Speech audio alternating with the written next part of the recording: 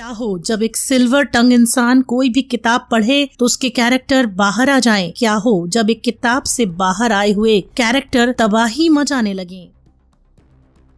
कहानी की शुरुआत सिल्वर टंग वाले कुछ ऐसे लोगों से होती है जो अगर किसी कहानी को पढ़ भी लेते हैं तो वो कहानी सच्ची हो जाए और उसके किरदार हकीकत की दुनिया में आ जाए। कहानी की शुरुआत में एक आदमी अपनी पत्नी और एक छोटी बच्ची के साथ घर पर होता है जहाँ वो कहानी पढ़ रहा होता है जिसमें एक लाल कपड़े का जिक्र होता है और तभी लाल कपड़ा उसके घर के बाहर हकीकत में आ जाता है। 12 साल बीत जाते हैं और उस सिल्वर टंग वाले आदमी की बेटी बड़ी हो जाती है और वो अपने फादर के साथ इंक हार्ट नाम की किताब को ढूंढने के लिए बुक शॉप में जाती है, मगर थोड़ी देर में वह बोर होकर वहाँ से बाहर आ जाती है। तब उसका फादर भी उसके पीछे आता है तो देखता है कि डस्ट फिंगर नाम का एक आदमी उसकी बेटी से बातचीत कर रहा है। उसके बाद डस्ट फिंगर उसके फादर को ताना मारता है क्योंकि उसी की वजह से डस्ट फिंगर इस धरती पर आया था, क्योंकि असल में वो किसी कहानी का कोई किरदार था। और फिर वो उनसे कहता है कि वो दोबारा उस कहानी को पढ़कर उसे वापस किताब में भेज दें, लेकिन सिल्वर टंग डस्ट फिंगर की बात नहीं मानता और वो कहता है कि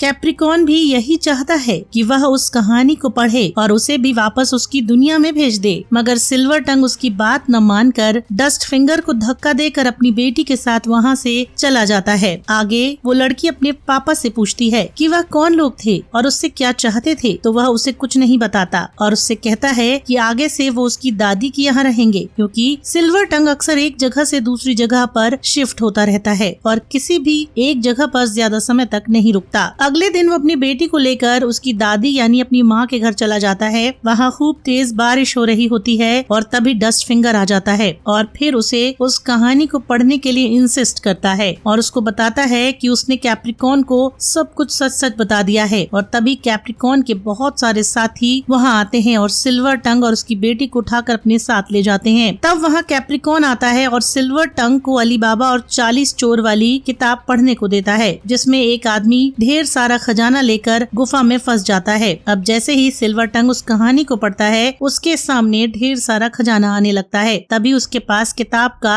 वह किरदार भी गिरता है जो उन खजानों को इकट्ठा कर रहा होता है। अब जैसे ही कैप्रिकॉर्न ये सब देखता है तो उस किताब में अपना एक आदमी भेज देता है। तब सिल्वर टंग गुस्से में कहता है कि उसका आदमी तो अंदर चला गया और अब कैप्रिकॉर्न भी चला जाए, मगर कैप्रिकॉर्न नहीं जाता और इसी खजाने को यूज करके अपनी जिंदगी को गुजारने की बात कहता है और यह भी बताता है कि उसने इंक हार्ट बुक की सारी कॉपीज जला दी हैं। तभी डस्ट फिंगर कहता है कि अगर वह नहीं जाना चाहता है तो कम से कम हमें जाने दे, लेकिन कैप्रिकॉर्न उसकी बात को इग्नोर करके उस बुक की आखिरी कॉपी भी जला देता है और सिल्वर टंग और उसकी बेटी को कैद कर लेता है। अब आगे डस्ट फिंगर किचन में जाता है जहाँ एक गूंगी लड़की काम कर रही होती है। वह लड़की कई बार भाग चुकी होती है, लेकिन कैप्रिकॉर्न उसे पकड़कर अपना स्लेव बना लिया था। फिर डस्ट फिंगर के पूछने पर वह लड़की इशारों में एक स्केच दिखाते हुए बताती है कि अगर वह दोबारा भागी तो इस आदमी के पास जाएगी और वह स्केच सिल्वर टंग और उसकी बेटी की होती है और वह औरत सिल्वर टंग की वाइफ होती है। लेकिन अभी तक सिल्वर टंग को यही लग रहा था कि उसकी वाइफ बुक के अंदर चली गई है, इसीलिए वह इंक हार्ट को बड़ी बेसब्री से ढूंढ रहा था। आगे सिल्वर टंग अपनी बेटी और माँ के साथ कैद होता है, जहाँ पर किताब से निकला हुआ एक किरदार भी कैद होता है। तभी वहाँ डस्ट फिंगर आता है और साथ में मिलकर बुक ढूंढने की बात करता है। तब सिल्वर टंग कैद से भागने की बात करता है। अब डस्ट फिंगर के पास एक ऐसी बुक होती है जिसमें तूफान का जिक्र होता है और अब वह किताब सिल्वर टंग को पढ़ने के लिए देता है। अब जैसे ही वह उस किताब का पहला पन्ना पढ़ता है वहाँ तूफान आ जाता है और ये लोग वहाँ से बच निकलते हैं। अब ये सब कुछ सिल्वर टंग की वाइफ देख लेती है और डस्ट फिंगर से मदद मांगती है, लेकिन वो उसे इग्नोर कर देता है और सिल्वर टंग को भी उसके बारे में नहीं बताता। अब ये लोग उस तूफान में वहाँ से भागते भागते इंक हार्ट के राइटर के पास पहुँच जाते हैं और उससे वह बुक लेकर बहुत खुश होते हैं। अब डस्ट फिंगर उससे वो बुक पढ़ने के लिए कहता है ताकि वो अपनी फैमिली के पास जा सके। तब सिल्वर टंग कहता है कि नहीं, पहले मैं अपनी वाइफ को बाहर बुला लूंगा, फिर तुम्हें तुम्हारे घर भेजूंगा। फिर मजबूरन उसे सिल्वर टंग को सारी बातें बतानी पड़ती हैं। तब सिल्वर टंग अपनी वाइफ की लोकेशन पूछता है। फिर डस्ट फिंगर बताता है कि हम लोग जहाँ से निकल कर आए हैं वो वहीं पर कैद है। आगे सिल्वर टंग अपनी बेटी को उसी राइटर के घर पर छोड़कर डस्ट फिंगर के साथ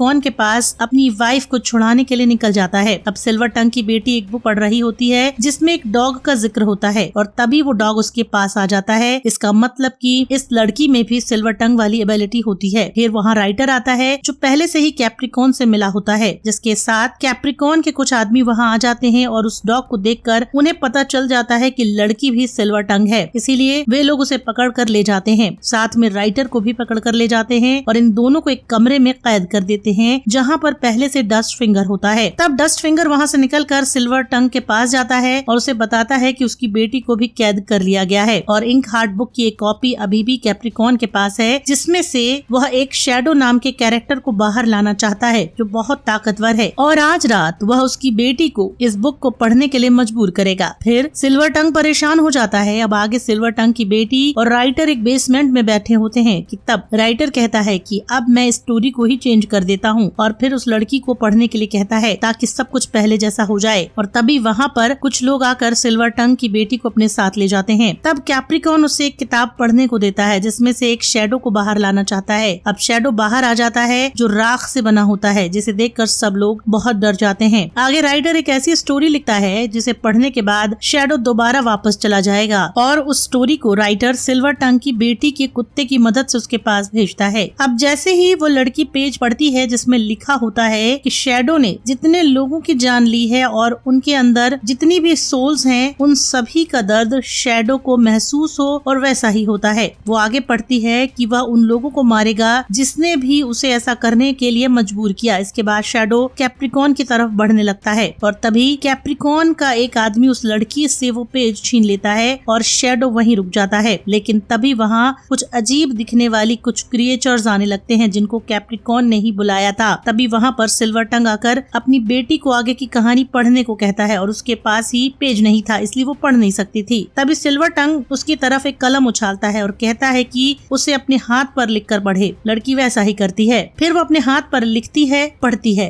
धीरे धीरे कैप्रिकॉर्न राख में बदल जाता है और जितने भी लोग इस बुक से यहाँ आए थे वे सभी लोग दोबारा से वापस चले जाएं। ऐसा ही होता है। फिर शैडो को भी बुक में वो वापस भेज देती है, लेकिन डस्ट फिंगर बहुत ही अनलकी होता है क्योंकि वहाँ से कुछ दूरी पर होता है, इसलिए वो किताब में नहीं जा पाता। अब डस्ट फिंगर को लगता है कि शायद वो लोग उसके लिए बुक नहीं पढ़ेंगे क्योंकि उनको तो उनका परिवार मिल गया, लेकिन ऐसा नहीं होता है। सिल्वर टंग दौड़ते हुए आता है और उसके लिए बुक पढ़ता है और आगे डस्ट फिंगर फिर से अपनी दुनिया में चला जाता है और इसी के साथ ये फिल्म यहीं पर खत्म हो जाती है।